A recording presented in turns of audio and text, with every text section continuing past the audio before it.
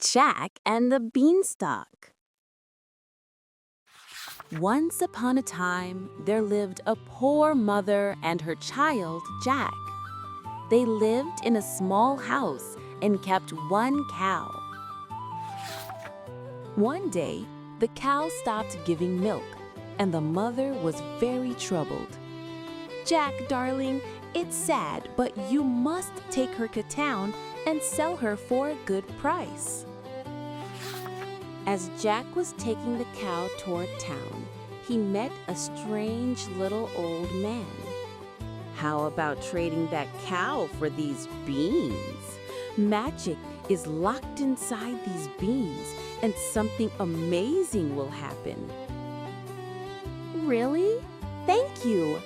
Jack was overjoyed and quickly traded the cow for the beans. He rushed home to show his mother. When the mother saw the beans, she became absolutely furious. "You foolish, foolish boy! You traded our cow for beans?" The mother threw the beans out of the house in a fit of rage. The next morning, when Jack woke up, a green light was shining through his room window. He quickly peeked outside, and the beans from last night had become a massive beanstalk, growing all the way up into the clouds. "Wow, where does it lead? I'm going to climb up." Jack carefully stepped onto the huge plant and began to climb. He climbed and climbed and climbed, finally breaking through the clouds to reach a mysterious place filled with bright sunlight.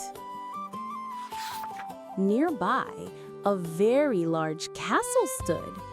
At the castle door stood a big old woman. "I'm exhausted from climbing so long. Please let me rest inside," Jack asked. The kind old woman smiled gently and let Jack into the house, giving him bread and milk. Just as he was recovering from his tiredness, the old woman warned Jack, "My son is an ogre, and he eats little children. You must hide so he doesn't find you when he comes back." Then, crash, boom, crash, the ground shook, and the ogre arrived with a mighty sound. The ogre had a very scary face and could smell a human somewhere. "Sniff, sniff, I smell like a human." The ogre searched all around. When he finally stopped searching, he poured out a bag filled with gold coins and began to count them. When night came, the ogre simply fell asleep right there. Jack noticed this and took the gold coins back to his mother. The next day, when Jack entered the castle again, the ogre was still absolutely furious. Seeing this, the big old woman, feeling sorry for him, handed the ogre a magic hen. "Eat this to cheer up and feel better." "All right, hen, lay an egg." When the ogre commanded, the hen started laying perfect, shiny, golden eggs, one after another. The ogre, having eaten many golden eggs, was asleep before he even realized it. Jack noticed this and went near the golden eggs. "They're so pretty. Will Mother be happy if I show her?" Saying this, Jack quietly took the eggs and the hen while the ogre was sleeping and carried them away. Then, one more night, Jack entered the castle and found a harp. The harp was shining gold and playing a gentle melody all by itself. "What a beautiful harp! I'll take it to Mother." The moment Jack touched the harp, the sound coming from it grew very loud and echoed everywhere. The noise woke the soundly sleeping ogre. "Who is stealing my harp?" Seeing Jack carrying the harp away, the ogre let out a roar so loud it shook the entire castle and the clouds. The ogre chased Jack, his huge feet making the ground tremble.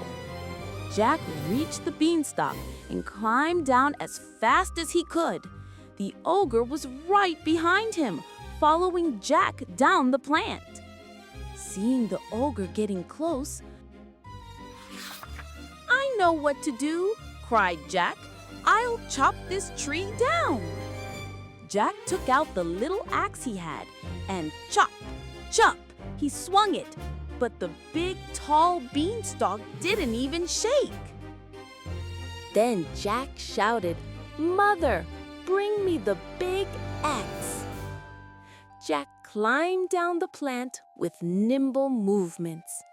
He grabbed the axe as tall as his height and with all his might began to chop the huge stalk. "I finally caught you." Just as the ogre found Jack and was about to get closer, rumble, rumble, rumble! The beanstalk began to sway left and right and fell with a tremendous crash. What is it?" The ogre, not understanding what happened, was dropped straight to the ground and collapsed. "Jack, you've safely returned.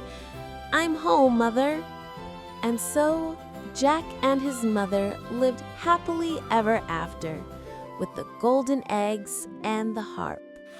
The end.